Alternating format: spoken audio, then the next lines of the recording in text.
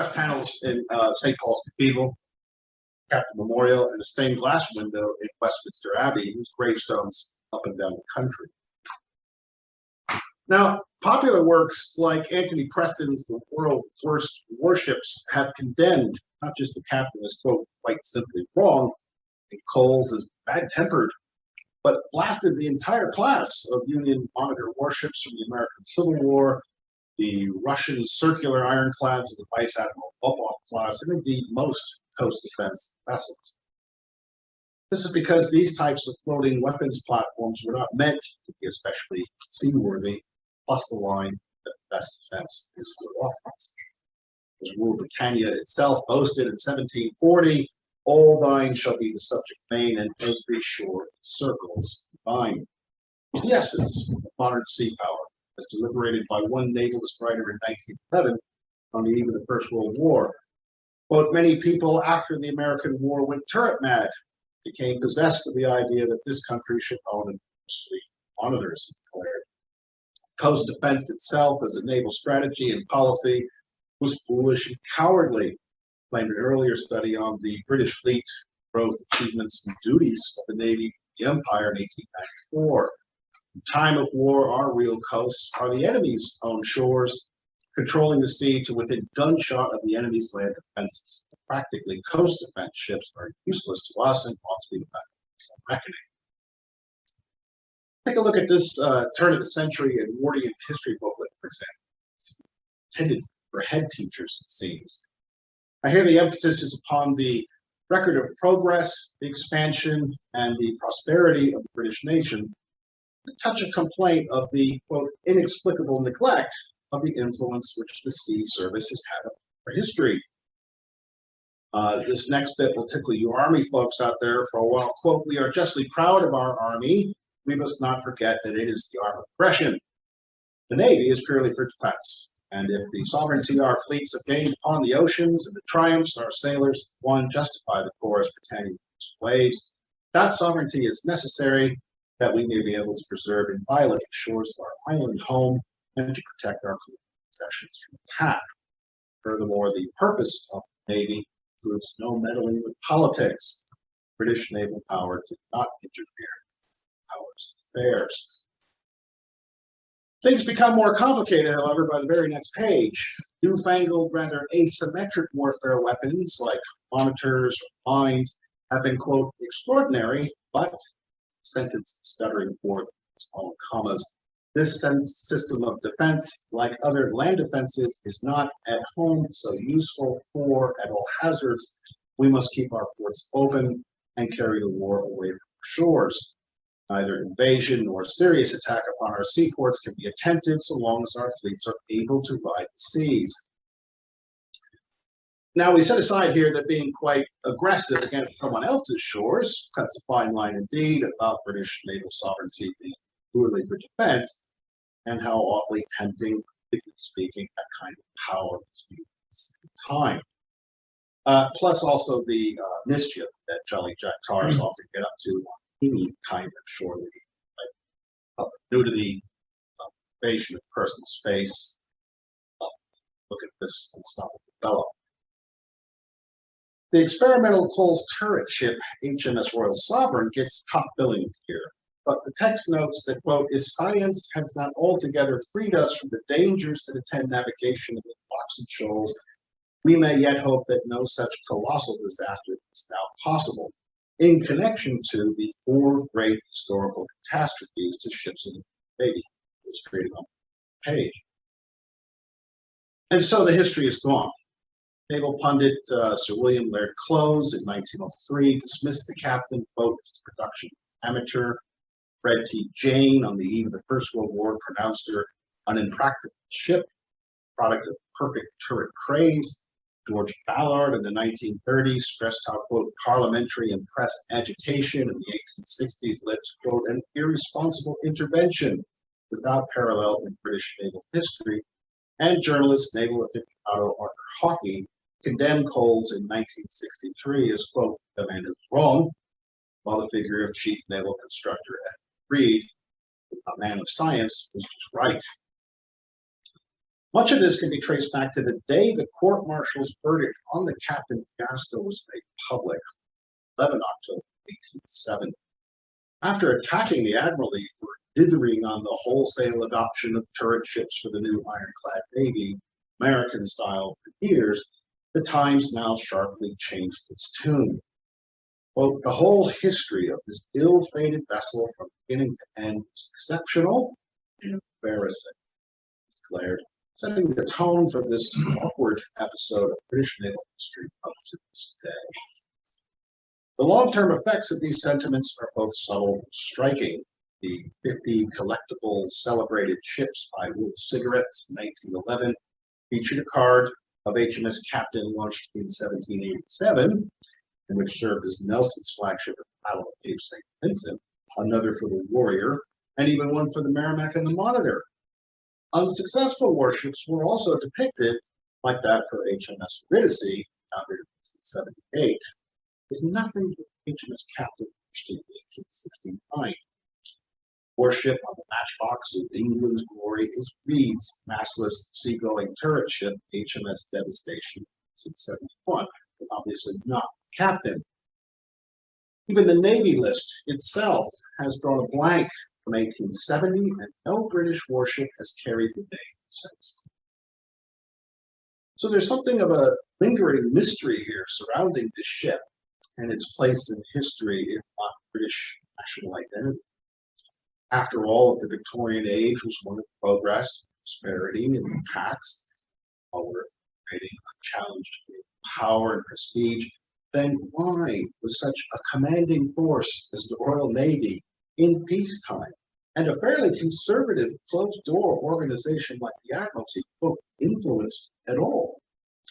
What propelled mid-Victorians of all backgrounds to, quote, intervene, to fairly demand a solution to ironclad shipbuilding policy, when they were told that it meant jamming a proverbial square peg into a round hole? No freeboard, draft-like monitor with full spread of sail? Why take such risks? As I'll try to briefly outline next, there was indeed a connection between the political pressure brought to bear upon the Admiralty and the perceived state of Britain's foreign relations. The 1860s was a period of epic social and political, call it nationalist upheaval, both at Britain's doorstep, continent, and abroad. In terms of both a European and a global balance of power, the mid-Victorians had to cope with very different kinds of peoples who were just as fiercely proud and patriotic as they were. Although a strong fleet of blue water battleships might be good against a rival maritime state, an imperial power like France, it might prove rather ineffectual against a continental power, especially remote ones like Russia and America. When he was Foreign Secretary, Lord Palmerston Riley observed in 1847 that diplomats and protocols are very good things, but there are no better peacekeepers than well-appointed deckers. Yet, as James Cable warned in his 1981 study of gunboat diplomacy, quote, limited naval force is only applicable in particular and rather unusual circumstances. It is not an all-purpose tool, but a screwdriver, and as such can be a miserable failure.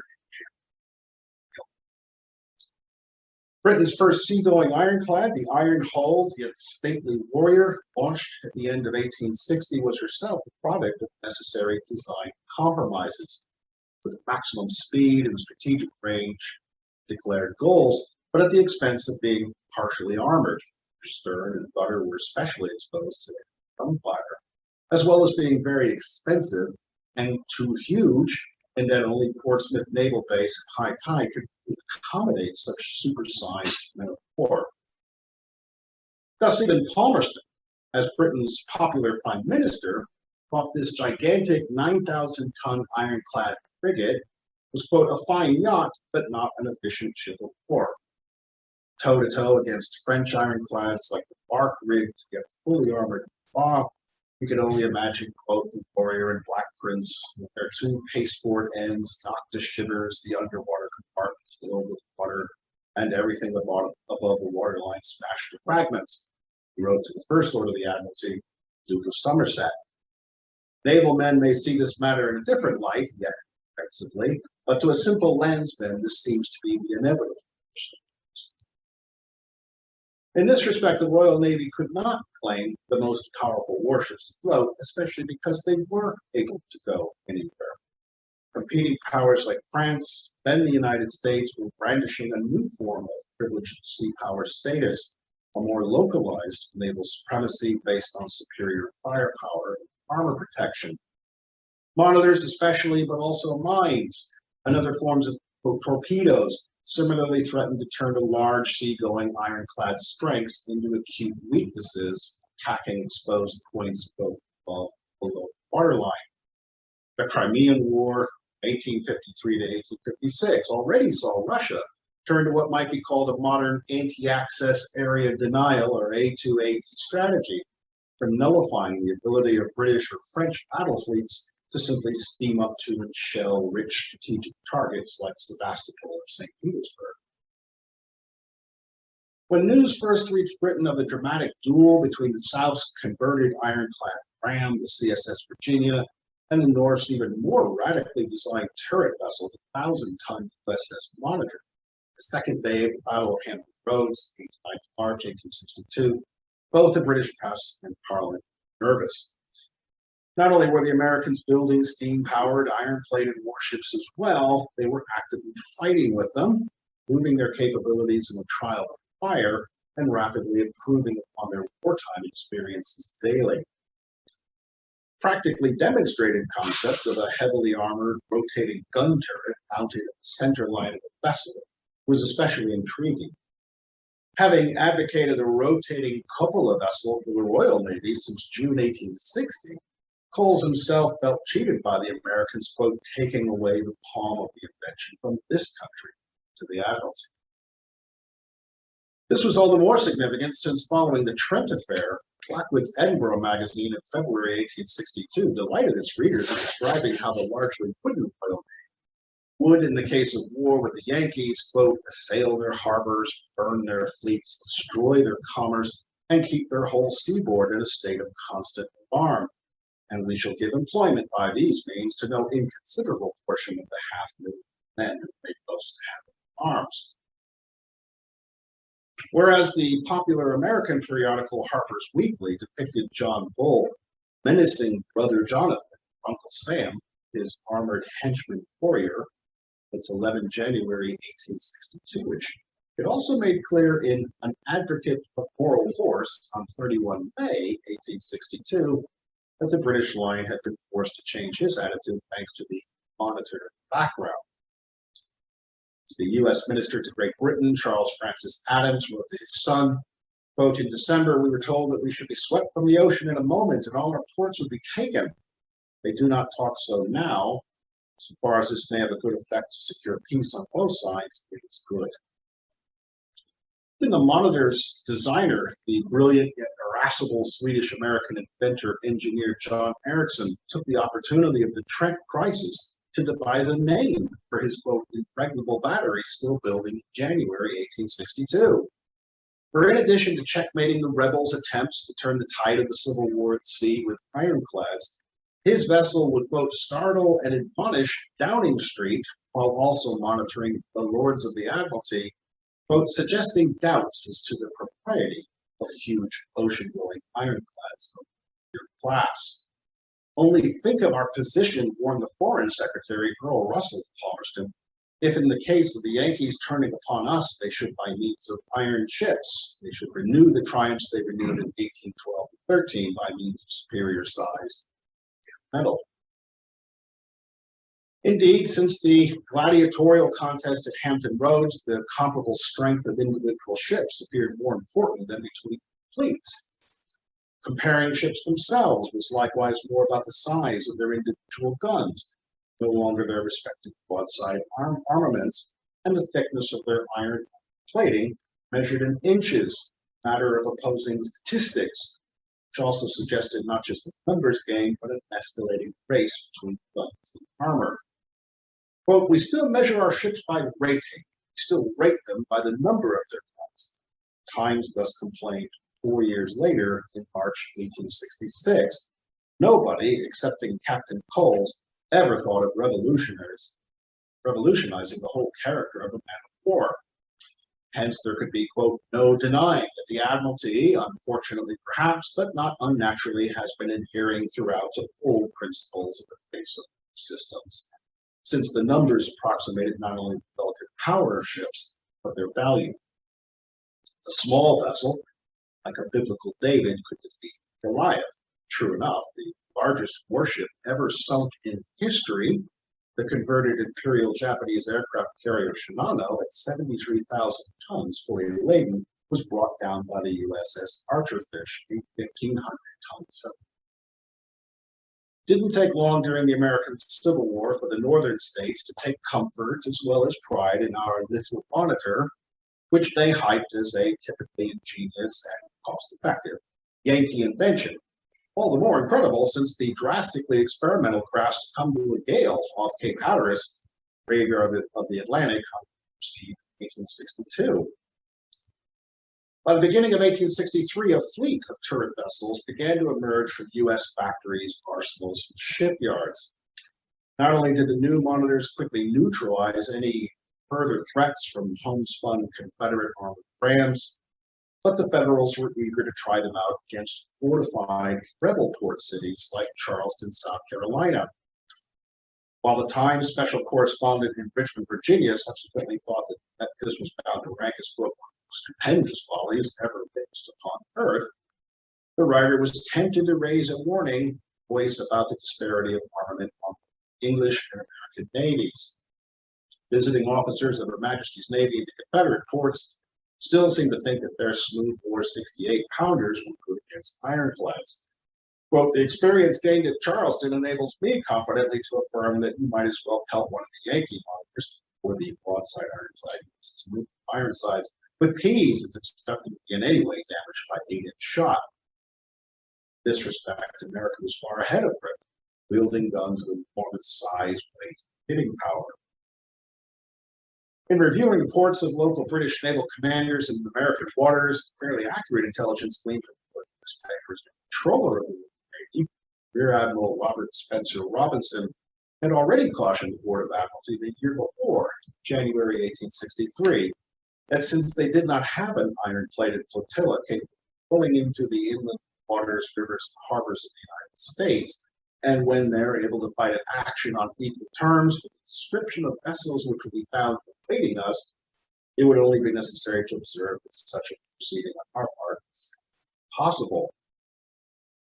If the 15-inch caliber smoothbore guns of the newer monitors, firing 450-pound solid shot, could penetrate 4.5-inch inches of iron plate, warriors, ranges, then some form of purpose-built iron, probably one mounting its own monster guns, rotating gun turrets, and which could safely cross the Atlantic. Even Edward Reed launched his career as the new chief constructor of Navy events in America. In an 1862 article for the popular Cornhill magazine titled The Great Naval Revolution, Reed asked his readers rhetorically, quote, if our new ships cannot be made fit to go to sea, and if something cannot be done in the way of plating our noble line of battleships and frigates sufficiently for practical purposes, still even incapable of asserting our rights on foreign shores, how is this to be done? Now, this was to prepare the public for his own plans for central battery type ironclads, which he was then submitting to the Admiralty. Such times of technological and political continued, it was both the duty and the burden of the Board of Admiralty to weigh, quote, such practical suggestions as competent persons anywhere and everywhere may offer. That is, trained naval architects even outside the surveyor's office, such as himself. Indeed, Reed had already outlined his proposal for smaller, handier seagoing ironclads on the belt and battery configuration in Cornhill's December 1861 issue. And while he argued that the Monitor and the Coles turret vessel designs, like the converted wooden ship of the line Royal Sovereign, purpose-built iron-hulled Prince Albert, were coastal defense madness, Reed also agreed with the New York journals, which boasted that fleets of such small ironclads, quote, sweep the seas. Only his broadside ironclad system could prevent this, Otherwise, quote, we shall not have a single small vessel to send against our enemy of the St. Lawrence on the lakes or indeed else.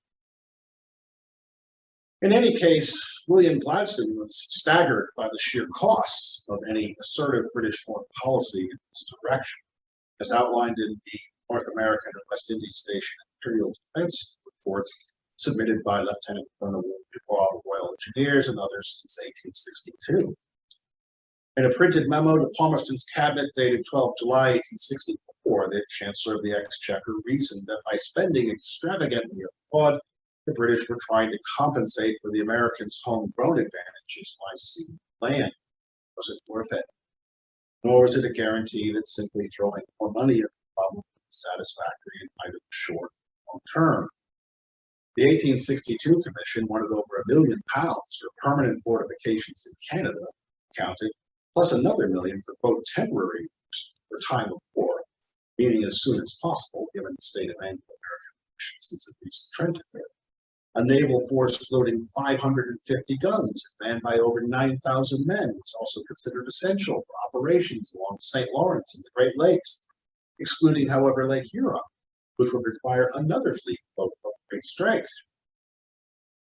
While this was perhaps naturally assumed by the commissioners in 1862, trying to play to Britain's strengths, Gladstone noted that it was, quote, for the Americans had shown what they could achieve in the way of rapid multiplication of ironclad vessels, not of high sailing qualities, but such as, creeping along the coast into the St. Lawrence, might be found when they are too numerous for us to deal with by the sea-going iron ships we should have to send across the Atlantic.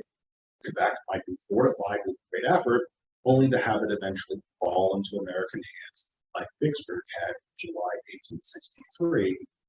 Lost. There are more deep-rooted imperial sensitivities to consider as well. How would Quebec, which was largely French, react to a long siege, quote, in a war which they might not deem their own? Why did Jervois in his report presume, quote, so absolutely the inability of the Canadians, aided by a British force, to meet the Americans in the field at the opening of the war? By blanketing the colony with troops and ships from the mother country, a host of issues would likely arise if Gladstone saw only, quote, a proceeding which would entangle us in a long course, probably both dangerous and costly embarrassments, without securing the attainment of peaceful. In truth, naval technological developments on the far side of the Atlantic had exposed a deep problem, such the nature of the British Empire. The time had come clearly to put into action all the chatter, Gladstone said, of calling on the colonies to bear their full share of military burdens, to in fact alter Britain's system of colonial defense, given the manifestly, quote, altered circumstances capable of power and privilege. In the absence of seagoing imperial turret ships, which might successfully contend with local Monitor ironclads, Britain had to now open it. Until then, the Canadians and perhaps other colonial peoples worldwide would carry on with their lives, assuming everything was fine, with a powerful British navy keep much offshore. By January 1865, the control of the Royal Navy again emphasized to both Somerset and the first naval lord, Vice Admiral Sir Frederick Grey, that, quote, the northern states would suffer little material injury by hostilities with Great Britain, and that very little damage, it is apprehended, could be done by Great Britain to the coastal towns of America by hostile operations. They are all well defended now by land fortifications, and the war with the South has called into existence a large fleet of vessels adapted for purposes of defense. The alternative of a new navy for the lakes of Canada, Somerset commented, quote, could hardly be undertaken without the direct sanction of Parliament, and that in turn would, quote, only mislead the Canadian government as to the extent of aid which this country. Robinson and Reed thought a double-turreted Monitor, drawing only 8.5 feet of water and mounting 20-ton guns similar to Sir William Armstrong's Big Will 600-pounder, might be built in Britain, but many of them would have to be contracted for, quote, at prodigious cost, never mind safe and confident the Atlantic.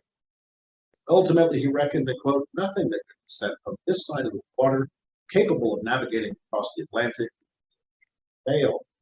Looking to the system of railroads and the far denser population on the American shores as compared with that on the British side of the lakes, there is little doubt that they could bring at very short notice formidable ironclads, especially adopted work into any of the lakes, and that they could either build or transform all such instruments at far less cost, far more quickly than we can. Thus, the fine line being worked out in the 1860s was not just one of naval defense versus offense, home and abroad, but how opposing political ends and technological aims translated into British foreign policy during the twilight of Palmerston. It was remarkable how Lord Clarence Paget, the Admiralty spokesman in the Commons, could rationalize the naval bombardment of Japan, quote, chastising those insolent diamonds, as well as all Britain did was, quote, vindicate our right to free and unfettered ingress and egress to and from those inland waters, while in the same breath assert that British sympathies, quote, as a nation must always be with weak states, like Denmark, when engaged in a gallant struggle with strong powers.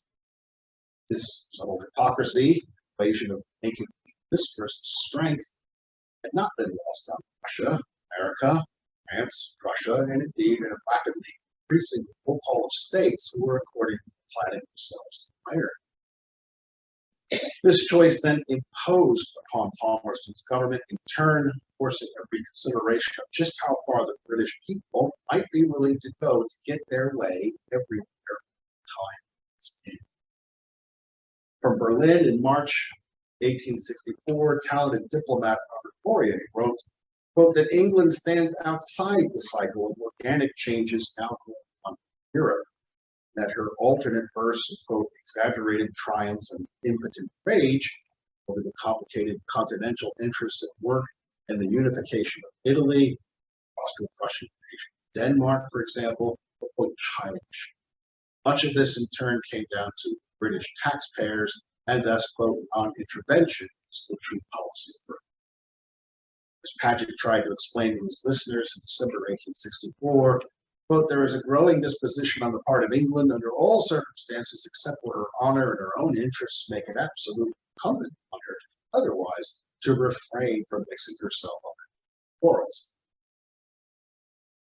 The turret versus broadside question had, if nothing else, managed to drive up the costs of such a perceived national honor and interest, to the point that the British press thought Paget spoke the least satisfactory of the public speeches of the season. Why? Because despite the high bill for naval power set for 1865 and beyond, quote, the expenditure predicted is just the natural sequel of the system defended. That is, 4 broadside ironclads as designed by Reed and authorized by Robinson, and still no high seas, no freeboard turret ship on the horizon as the best possible solution for contesting the stronger flag. Quote, in a season of peace, a man may leave his rifle at home, thought the Times, but then he wouldn't take out. By then, the Civil War in America was drawing to a close. The same day that Confederate General Robert E. Lee's beleaguered Army of Virginia quietly abandoned their trenches before Petersburg, Virginia, on the 3rd of April, 1865, Cole submitted to the Admiralty his plans for a single-turreted, ocean-going ironclad based on the dimension of Reed's recently launched Central Battery Armored Corvette, HMS Pallas. Coles had asked for help from Joseph Scullard, the chief draftsman of the Portsmouth Royal Dockyard, to work out the necessary details, including weights. Pound for pound, his 3,500-ton ship was ostensibly stronger than Reed's, wielding heavier guns behind thicker armor. Given the media panic, unwanted political attention, and tensions brewing between Coles and the Comptroller's Department in Robinson Reed, Somerset deferred judgment to a special turret ship committee. Although this later rejected Coles's proposal, it did state its desire for the board to commission a double-turreted sailing ironclad of larger dimensions. This suited the Comptroller's Department well enough, since it left Coles out of the loop for now and Reed to design the Royal Navy's first seagoing turret ship, HMS Monarch, coming in at nearly 8,500 tons and with a high-profile freeboard 14 feet out of the water. If Somerset and the board thought this decision would placate Coles and his supporters, they were sadly mistaken. It seemed nonsensical that Reed would produce an Apex ironclad armed with 12-inch, 25-ton guns in rotating turrets while simultaneously advancing another HMS Hercules, announced in October 1865 in the old Chatham dockyard, whose 10-inch, 18-ton guns were swiveled from port to port in the central box, and both ships with equal displacement. The issue of freeboard was then used by Coles in early 1866 to attack both types of ironclad as coming from the Admiralty, since American monitors, now being built by Russia as well, concentrated weight even more to carry even heavier guns behind thicker armor on both turrets and along the waterline. Now, he ignored the fact that massless, shallow drafts, smaller hulls, which limited their coal bunkerage and thus also. The situation was then rather fatally complicated later that spring. One of the newest double-turreted versions, the 3,500-ton USS Monitor, was dispatched on a goodwill visit to Imperial Russia, the American Union's only outspoken friend during the dark days of the Civil War. Headed by Ericsson's closest and most influential backer, the Assistant Secretary of the Navy, Gustavus Vasa Fox, the Monitor was escorted by two large paddle wheel steamers, towed the Monitor midway across the Atlantic to sail on her fuel reserves. Once she was finally anchored at Spithead outside Portsmouth, Fox couldn't resist the suggestion to the visiting lords of the Admiralty, as well as Reed and Coles, quote, that if the experiment could be made without exciting ill feeling on either side, he would allow the whole ironclad fleet of England to open fire on the Monitor and continue it for 2 days, reported an astonished representative from the Times, quote, provided that the Monitor might afterwards be allowed to have 10 hours firing at our ships in return. Reaction across the country was worse than the news of the original prototype Monitor in 1862, since now an even stronger version was parked on Britain's doorstep. Times lamented how the Monitor was both a wolf in the fold. The whole flock was at its mercy. In the meantime, the board had already relented to Coles to build his own version of perfect double-turreted ironclad, more powerfully armed and armored than any British ironclad afloat, fast and capable of carrying the flag to every port. Now, the only way the naval inventor could possibly achieve this was by substantially lowering the freeboard of Reed's forthcoming Monarch down to, quote, 8 feet, and applying the sable's weight to other areas.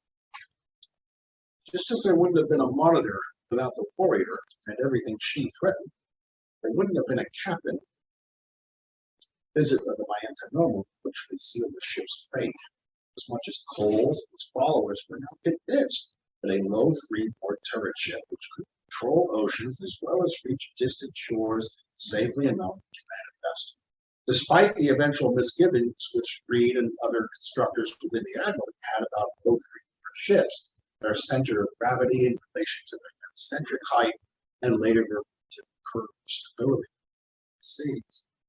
All the general plan of the Monitor needed was a global imperial-sized array of masts and sails, tweak the form, amplify the function, turn a floating battery into a cruiser, genetically modify as such a turtle into a shark.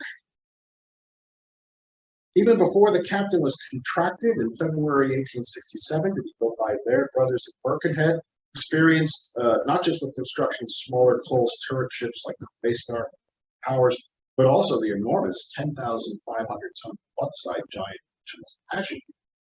Robinson knew the ship was in trouble. If she succeeded in all of the areas outlined by the Admiralty, speed, seakeeping, firepower, and protection, and did it all for less cost in a smaller 7,000-ton package than Reed's Monarch, then his department would never hear the end of it. If the Captain failed, it would further damage the reputation of the Navy. For the purposes of this paper here today, the destiny of HMS Captain was crucial and context of the times. Following the Civil War, both the U.S. presidential administrations of Andrew Johnson, then Ulysses S. Grant, had pressed Great Britain for damages relating to the deprivations of the CSS Alabama and other British-built Confederate commerce raiders. As Britain's former Foreign Secretary, Russell was loath to admit any legal or moral responsibility for the endlessly bothersome Yankees. It didn't help that Gladstone, as Prime Minister, was now indeed bowing to, quote, altered circumstances of power and privilege. And so Russell relayed to Hugh Childers in February 1869 how, quote, up to a few years ago, American statesmen and generals and admirals all thought that at the beginning of a war with England, England would have the best of it. That opinion has changed. It's then unanimous that the United States would be successful at the commencement of a war between us. Neither Lincoln nor Johnson nor Seward wished to try the experiment, but I am by no means confident that Grant may not throw down his glove. But the young new First Lord of the Admiralty assured him there was nothing about, as the Americans critically had, quote, nothing with which they could think of crossing the Atlantic to attack us, while our ironclad fleet is quite equal to offensive operations on their coast. This was due to the fact that Britain was at last, quote, only nation who had seagoing turret ships. Long spell questioning British naval supremacy, which was cast by the original Monitor, was final. So confident was Childers in the crack turret ship of the Navy, floating 25-ton guns on top of 8-inch thick hull armor, that his 17-year-old son Leonard would be transferred over to the captain of the first hull. Yet when she was launched at the end of March 1869, Britain's new champion ironclad was 2 feet deeper in the water than designed. Although Laird's held their breath, as the Admiralty their final. Coles thought this made the ship more stable and at least more stealthy, like a Monitor. Trial cruises even to the Mediterranean suggested the ship sailed enough. As one private shipbuilder to another, however, John Erickson, quote, candidly replied to John Laird's letter to him of 7 June 1870, describing the successful performance of the twin-screwed HMS Captain at sea under canvas, that such results took him, quote, by surprise. For while it was true that semi-submersion ensured, quote, a steady platform for the guns, but if made as low as it should to secure the great object in view, protection against shot, it is incompatible with sailing qualities. In fine, the low freeboard is only applicable to the fighting machine, Monitor. Spencer Robinson, now a vice admiral, controller, and a fully fledged naval lord of the port under Childers since 1868, wanted more tests. And Laird's felt it prudent in such an experimental design. After working out the captain's center of gravity in early August 1870, which was 2 feet below the ship's metacenter, safe enough, Admiralty constructor Frederick Barnes was next tasked by Robinson to ascertain the vessel's curve of stability, first for major Royal Navy warships. After some delays, Barnes finally delivered his preliminary report on 23rd August. Both the captain would, with proper management, be quite safe. But as David McGee concluded in his 1994 study of this controversy, this did not anticipate if a force of wind sufficient to hold the ship at a definite angle was applied suddenly as in a gust. If combined with a wave slope of 7 degrees pushing against the same side while the vessel was in the trough of the sea, the captain might capsize before she had time to right herself. Ship's stability vanished beyond 21 degrees, and thus a certain combination of unusual wind and waves working together might be enough to overpower her, pushing her more and more without let up until the vessel finally toppled. She was not an all-weather vessel, or she would have to be handled very carefully indeed by an experienced crew in command of all data. As it turned out, Robinson was away. Barnes submitted his report. His immediate superior, Nathaniel Barnaby, did not forward the information to the fleet, either to Gibraltar or Vigo, before it set sail again on 2nd September, thinking, quote, it presumptuous to oppress the curves in the face of the officers trying the captain. So even then, no one considered the captain actually safe. What Robinson's technical officers had provided, however, was a means for him to disqualify the boat Freeport sail and turret ship concept once and for all. Even if the fleet had not encountered a fierce gale with winds reaching force 10 by midnight of 6 September and made it safely back to England 2 days later, HMS Captain would have been impounded, either left in ordinary or altered at great expense in an effort to improve stability. Coals, at any rate, never have got another chance to prove. The math was all on Robinson's side afterward. After the captain's actual foundering on 7 September, Reed went so far as to call it revenge, a science or politics. Missing in all the increasingly personal squabbles over guns versus armor, ironclad speed, maneuverability, size, and cost, was the sailors' first concern: sea. Britannia had to move waves before her men of war might command shores. This was what the captain was supposed to do as a crack imperial ship, opposing Her Majesty's will everywhere she might float, that set the stage for tragedy. HMS Captain's grasp exceeded her reach. The fault was political and strategic, not just one of metacentric height, vanishing maintenance and stability. The American Civil War was fought at a terrible price, including the loss of the USS Monitor, but it remained a civil war, American conflict only, and not a 19th century. As perhaps its most renowned historian, James McPherson, has wondered, quote, the American Civil War proved an exception to the rule that large-scale internal wars become international wars. Now, part of the reason for this, however, has been obscured. McPherson has pointed to the importance of the battlefield in shaping European attitudes to the war, and then Lincoln's decision to turn the bloodbath at Antietam, 7 September 1862, as a pretext for delivering the emancipation proclamation. But when Palmerston's cabinet deliberated a French proposal to mediate a ceasefire that October 8th, it was left to Sir George Cornwall Lewis, as Secretary of State for War, to ask in a printed memo of 7 November 1862, what would such an intervention be expedient? Imposing Britain's will against weaker powers and or those on Britain's doorstep was one thing. But the northern states, even weakened by the secession, are a great power, and the intervention of European fleets and armies on the Potomac is very different from their intervention in Navarino and as for how the British might intervene forcefully if it came to breaking King, for example, it was, quote, difficult and expensive to send large armies across the Atlantic, and the British ships of Europe would encounter the small iron-cased steamers of America, which, though not sea-going ships, would prove disruptive. So, on 16 September 1870, it was left to the Chancellor of the Exchequer and Gladstone's own cabinet, Robert Lowe, to try and introduce a sense of meaning to the horrific of the captain's loss.